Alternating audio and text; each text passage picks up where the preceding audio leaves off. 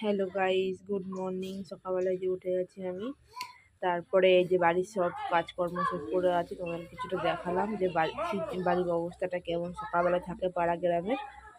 এবার আমি সব পরিষ্কার করছি এই যে, তারপরে এই যে বাসনগুলো মেজে নিচ্ছি আমি।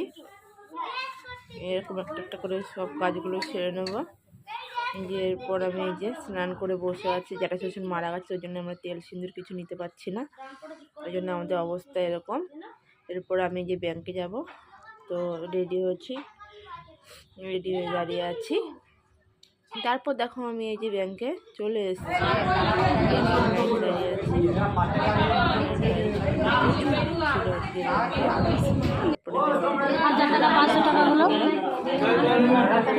আছি। এই যে ছোটবাবু আমার কাছে শুয়ে আছে, একটু ক্যামেরা